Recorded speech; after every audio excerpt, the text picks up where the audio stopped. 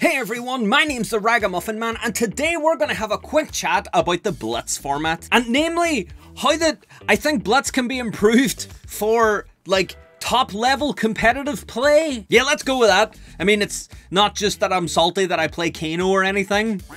Anyways, before we get into the video, please consider subscribing to this channel. If you like all things trading card games, then make sure to get subscribed to stay up to date. And also, if you like your cardboard content a little more bite-sized, then make sure to follow me over on Twitter. Anyways, let's get into the video. So, a few days ago, I started a bit of a discussion on Twitter around the Blitz format, namely how I think it can be improved by making it best of 3. And off the back of that thread, there were a lot of interesting suggestions, one of which I think was actually pretty good, and I thought it would be best to bring it to video and talk about whether or not we should make the Blitz format best of 3. So for anyone who's new to Flesh and Blood, the Blitz format is a reduced format of Flesh and Blood. It's played using young heroes, so they only have half health, and it is played using a 40 card deck with absolutely no sideboard, and is generally a way for new players to get into the game, as well as have fast-paced matches. So just to lay this out there before we actually get into the reasons why I think Blitz should be best of 3, I think the Blitz format itself is actually fine in a bubble. I believe the Blitz format is perfectly suited to new players because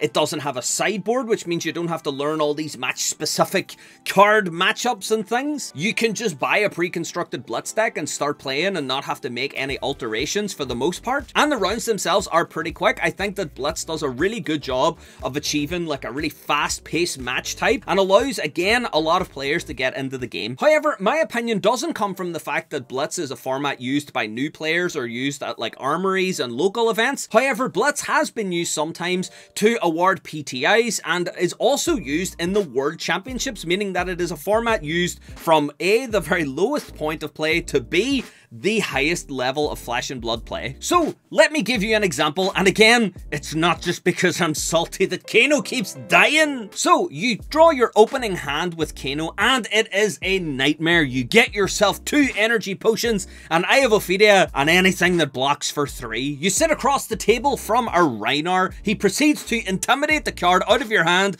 and wouldn't you know which card gets intimidated? You lose your 3 block, they present 18 damage, and you're dead.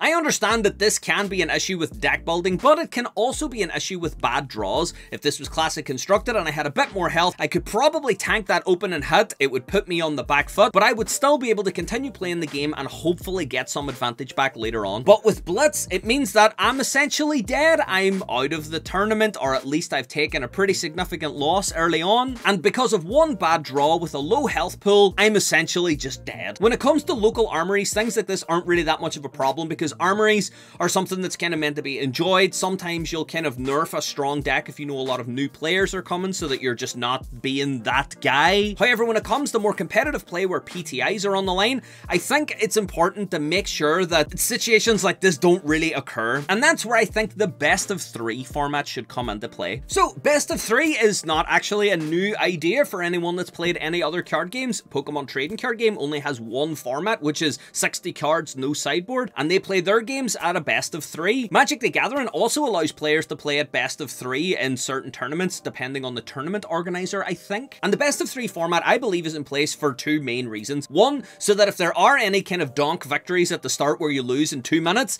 that it allows you the other like 40 something minutes to get 2 wins back and potentially win the game. And also the second reason, it just allows you to play more games. There are times whenever I travel a few hours to go to a Blitz tournament and I end up playing probably about an hour of Flesh and Blood in total because I just play 4 Blitz rounds and most of them are over within 2 or 3 turns. So let's take a look at some of the most common criticisms I received whenever I mentioned that Blitz should be best of 3. Some people mentioned that if you got a buy, then you would be sitting for like 50 minutes just not really doing anything and just staring at other people play. I don't really think that there's much you can do to take this into account. I think that odd numbers of players are always going to have the buy problem. However, I don't think that it's much of an issue because it's something we have to deal with in Classic Constructed. Classic Constructed is a 50-minute format, and if you get a buy, you're just left sitting watching other players play for 50 minutes. And the second criticism was that if you do win quickly in Blitz, where you win like all of your games really fast, you know, in succession, again, you have like 40 minutes to wait until the next round. This is something that we have in Classic Constructed. If someone has a horrible matchup and you manage to just completely wipe the board with them and get rid of all of their health, You have to wait if you're playing other card games like Pokemon and you come up against a deck that, say for example, you have a type advantage against, then again you're going to be sitting most of the round waiting. I just think that that is an unfortunately integral part of, you know, tournament play, and sometimes you're just going to be waiting watching games. However, do I think that this is a good enough reason to not consider Blitz as best of 3?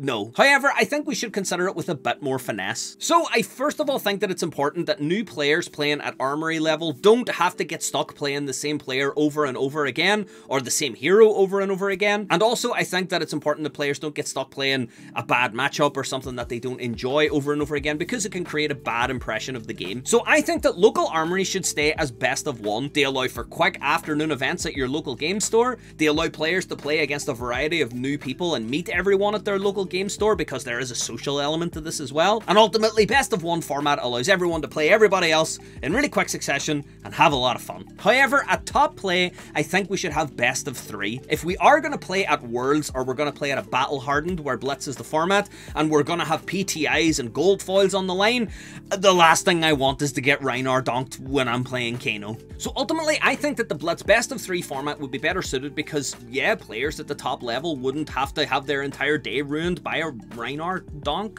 Can you tell that this happened to me recently? So I know, a little short video today, but let me know your opinions down in the comments below. Do you think Blitz should be a best of 3 format when it comes to PTIs? Or do you think it should stick as a best of 1 format across the board? As I say, this was a discussion that I had over on Twitter, so if you want to get involved in some more Flesh and Blood discussions, as well as talking about some other card games from time to time, make sure to follow me over on Twitter. And if you like this video, make sure to get subscribed. I talk about Flesh and Blood, all sorts of other card games. We do deck text news, reviews, all sorts of things Flesh and Blood and trading card game related, so make sure to get subscribed to stay up to date. Anyways, thanks for watching this video, and I'll see you guys next time.